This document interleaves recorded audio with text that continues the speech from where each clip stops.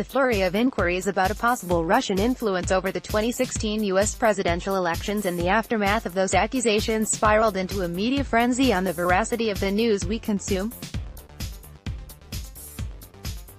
Aperva Piero, oh, haven't you heard what they are saying? A cyclone is going to hit Mumbai today. Didn't you see the latest video message about waves hitting the sea link and the high tide coinciding with the low-pressure zone build? Isn't this a familiar scenario? I am sure we have all experienced an instance like this where family and friends have been informed, or should I say misinformed, about a situation through many social platforms we have today. These days, we are just unsure of how to react when we receive these notifications and expressions of concern.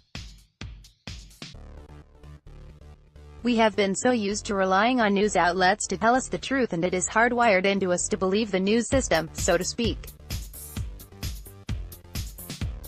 But now, with all the frenzy around fake news being covered through reputed news platforms, can we still take whatever we see for granted? This is the existential question that is haunting the industry and creating ripples across the globe today. If news is no longer to be believed, what is? Faking it out and aloud as always, the US sort of dropped the bomb on this one. The flurry of inquiries about a possible Russian influence over the 2016 US presidential elections and the aftermath of those accusations spiraled into a media frenzy on the veracity of the news we consume. Recently, a trio of political scientists published an analysis of news-consuming habits of US voters in 2016. Some results were what one would have expected. Almost 6 in 10 visits to fake news websites came from the 10% of Americans with the most conservative information diets.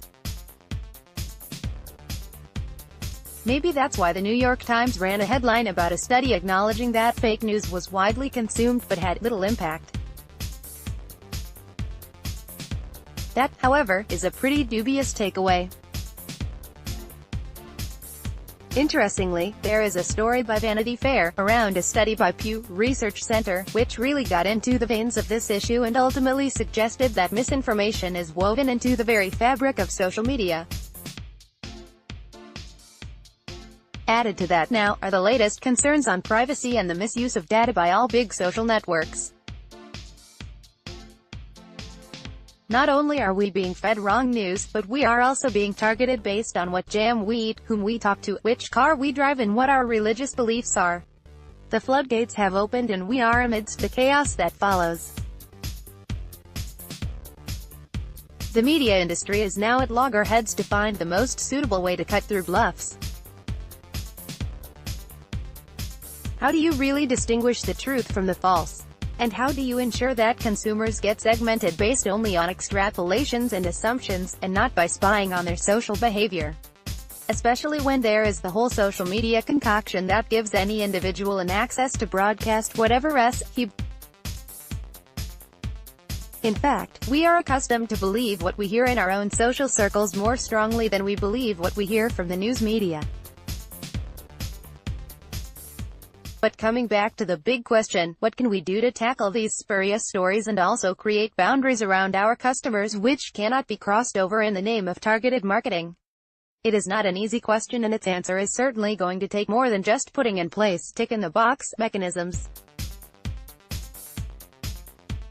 It is going to need a higher degree of involvement by the reader too, something that is only possible by educating them about how they can sift through what they are being told, to determine the authenticity of it. They also need to be educated about how to control the personal data they are putting out there, and certainly be taught a lot more prudence in evaluating what should be shared on social media. In this chaotic world of user-generated content, they are self-perpetrators of the fakeness that they are complaining about.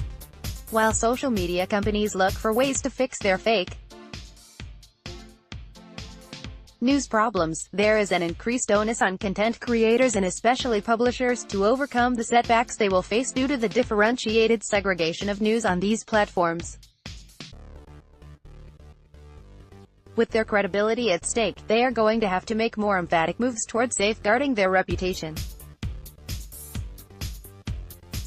These will inevitably include measures around verification of sources, building morale around ethical reporting, and promoting trust and transparency.